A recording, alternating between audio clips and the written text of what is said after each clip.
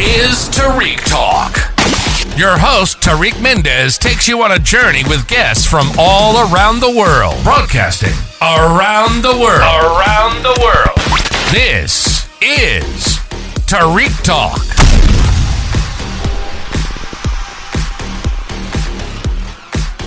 All right, guys, today I'm here with Marcus Civin. Marcus, how are you today? I'm real good. We are here on day one of Spring Break Art Show.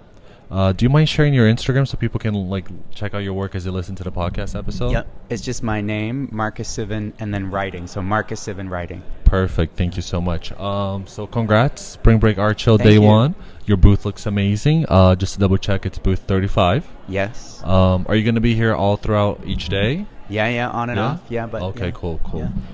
Do you Try mind to hit some of the other fairs too. Yes, Yeah. there's so much going on, so much to do and see. Do you mind telling us a little bit about the work you're exhibiting here? Sure.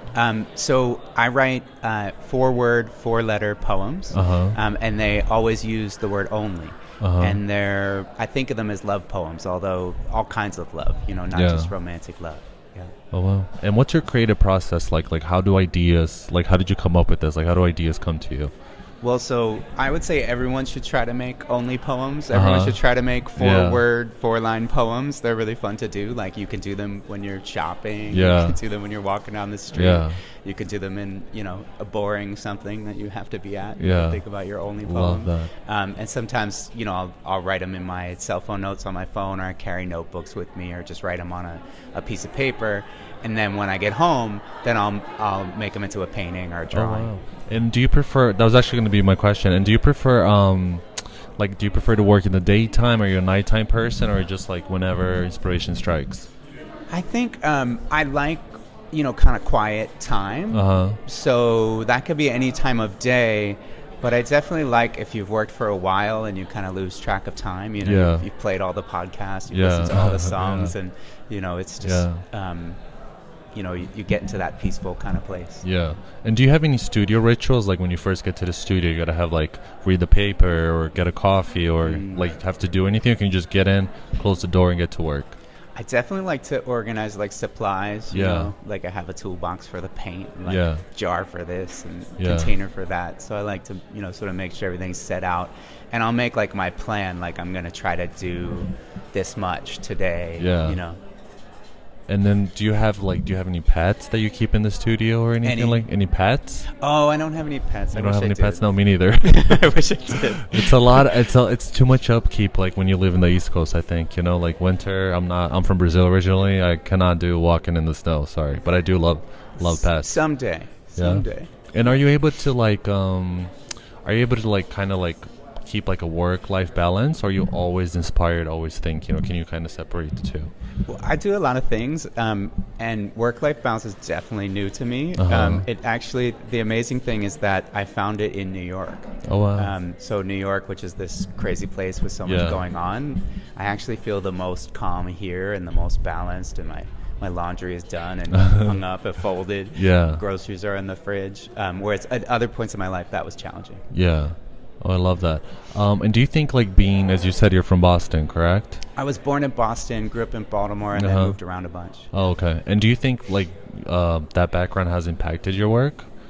Interesting. I definitely think I've moved a lot, and so I definitely think when I'm making something, I do think about where's this gonna go? Yeah. And often these only poems, when I first started making them, I would send them to people. Yeah. So they were gifts to start with. That was a trick that another artist taught me a long time ago. It's if you're not sure about something, when you're starting, send a couple of them as gifts to people. Yeah. And kind of, then you have that audience of one. And I thought that was nice. It's like a focus group almost, right? Yeah. But also for love poems. Yeah. It sort of makes sense. And how did you start? Did you start writing the poems and then transfer them to the canvas, or it was like that from the beginning? You got it. Yeah. And I wanted to put them on linen because I love the way that linen looked, and I had never, I saw other people using linen. I had never tried it before, and I really wanted to try it. And so I tried it a bunch of ways, a bunch of tests and stuff like that. And the letters are really specific. So I've made text-based work for years in lots of different forms, and I looked back. I in moving a lot, when you're moving, and Yeah, you go through all yeah. your boxes, you're like, Yeah, what is this? yeah. Why am I taking this with me? Yeah. And sometimes, I don't know about you, but sometimes like I see a drawing I made or something, and I'm like this corner is good. Yeah. And I will still just cut out the corner, Oh, okay. and put it back in the box and Yeah. recycle the rest of it, or use the paper for something Yeah. else, So I had this kind of amazing archive of all these letter forms that I'd used before. Wow. And so I made a kind of Marcus alphabet from all of those letters Yeah. that I had used in other works. And then I called up a graphic designer friend, and I said, can you help me like clean this up a little bit, like sort of make them more uniform? Yeah. And she did that for me. And then I just went to Canal Plastics right over here. Okay. And they made it into a stencil for me. So I have sort of a 2 sizes that I use. Oh, wow. That was actually going to be my question. Are you based in New York right now? Yeah, I'm in Brooklyn. And are you does the city inspire you? Do you get any inspiration from being in New York and Brooklyn? I mean, after I'd been here, I came in at the tail end of the pandemic, and after I'd been here for a little while, I looked at my friend and I said, I'm not going to be able to see all the shows. And I'm really disappointed because there's so many, and I love it. Oh my God, this morning when we were coming over here, I said to Matthew, I was like, we could hit a couple galleries on the way in, Yeah, no, I totally get what you mean, because sometimes I'll plan with my friends hey, let's go to the Met and then we do this, and then we end up 6 hours at the Met, and then the whole day is gone, Right. Do you ever find yourself going back to old pieces of work and then reusing it or getting ideas and referencing yourself? Yeah, I think so. I mean, I remember when I lived in San Francisco, for example, I had these big windows sort of like these here in space, and I used to I was writing Lou Reed lyrics out on paper, and then I was taping them to the windows so that you could see the light coming through, and it was sort of a lined notebook paper. And one of the things I did before I went to grad school, I was transcribing books. Mm-hmm. So I rewrote an English translation of War and Peace and Notes from the Underground, Crime and Punishment, and so, yeah, those works were formative to me, both in terms of understanding, how someone constructs a work, overall, but also in terms of thinking about that relationship between, what does it mean to have text on the page, right? Yeah. And were you always interested in poetry since you were, young, a little kid, or over time you got, maybe, subconsciously you started, diving into poems and writing your own? I was definitely that kid who's up in my room, writing stories about, changing the names, but it was about me and my friends. Oh, nice. So looking back at your earlier work, is it very different to what it is now, or do you find certain pieces that has evolved into the current work that you have? I mean, my friends say, "Oh, this is so Marcus about everything I do," but to me, it always feels like, "Oh my God, this is totally new and different." Yeah. And do you ever get stuck when you're in the studio? Do you go in, you do your normal ritual, get to work, but then you find yourself stuck? Are you the artist that will try to push yourself until something gets completed and done, or do you are you able to step away, take some time off, go walk for the rest of the day, have a coffee? I love my walks. I can't have coffee anymore. Yeah. But I love my walks. Deadlines help me a lot. Yeah, okay. If I don't have a deadline, sometimes I can get a little lost in the research or kind of go too far on something. But so this was helpful, talking to Ross and Matt, and they're let's try to have this many of them, and I was okay. And how many work do you have you're exhibiting here again? There are about 20 in there. 20? Oh, wow. Yeah. And are they all from 1 year or sporadically? They're all from I guess the last couple of years. Oh, nice. Nice. And this is your first spring break, right? Art show? Yeah, I've been before. Oh, you've been? Yeah, this is the first time. This is your first time exhibiting, or? First time exhibiting. First time exhibiting? Oh, that's so cool. Yeah, and we're only day one, so yeah. I hope lots of good news and good sales for both of you guys. Thank you. So thank you so much, Marcus, for being on the podcast. It's been a pleasure.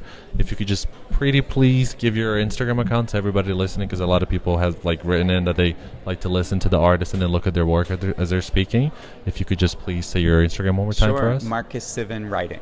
Perfect. MarcusCivin Writing. Perfect. So this will get published immediately, and those listening, Booth 35, please talk to to Matthew and Marcus. And a quick question: are you an artist that you like to see people interact with your work, or do you like to like have them talk to you, or have like create a dialogue, or do you kind of just like to watch them from afar?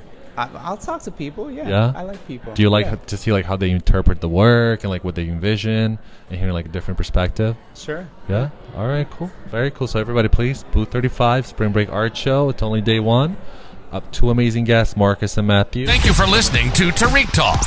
Follow Tarik Talk on all social media channels and check out the video interviews online.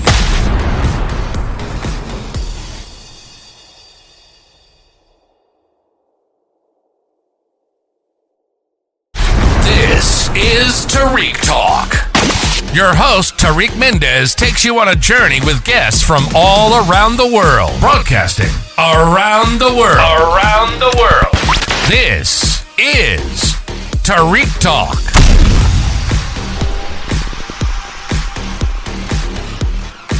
All right, guys. Today I'm here with Matthew Couper. Matthew, how are you? Good. Thank you so much for being on the podcast. Do you mind giving us your Instagram, please, to start? Sure. It's Matthew_Couper_studio, and Couper is spelled Couper. Perfect. Thank you for spelling that, because a lot of people will later email me or comment, "Oh, can you have the guest please like spell the name?" So yeah, because a lot of people like to listen to the episodes and then check out the Instagram while they're listening.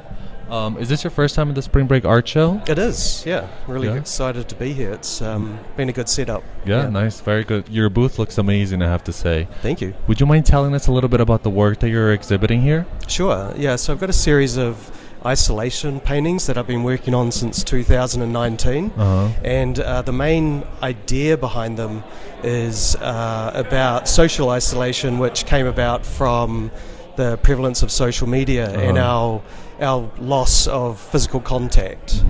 And then COVID happened, so it was a bit of kind of precognition, maybe, and so I kept on going, and to, I guess, give the viewers an idea of what it looks like, there's normally an island in a sea, and then there's objects floating above it, pieces of wood nailed together, smoke, bow drills, pipes, stuff like that. And so I guess the idea behind the paintings is that I'm aestheticizing survival. Yeah. So I'm taking pieces of wood, throwing them up in the air, and seeing kind of where they land. And, as an artist, you aestheticize everything, Yeah. And so it's a way of kind of thinking about the seriousness of survival, especially in contemporary culture. Yeah. And then painting it. And how many works are you exhibiting? I think there's 14. 14? So oh my there's, goodness. You've been busy. yeah, there's a bunch of little paintings and one big painting and some drawings. I love the amount of details and use of color in your work. That's what grabbed my attention. It's really nice. It feels like it takes you to a portal, like it feels like it takes you like another dimension. I don't know how to explain it correctly. No, that's like right. Sucks you in and takes you like to a place with like endless imaginations. That's the vibe I got. Perfect. It's pretty nice. That's what I'm aiming for. Yeah. Cool. And what's your creative process like? Are you do you prefer to paint in the day, in the nighttime? It's I guess I'm pretty routine. Like I like to get up and draw and get into a kind of mode of painting, and I guess I'm always thinking about what I want to achieve in the painting. Yeah. So I might make notes about that, but I am very process-based. I like to paint a lot, and I like to paint a lot on one work. So I'm often painting over things or scraping off paint or changing colours.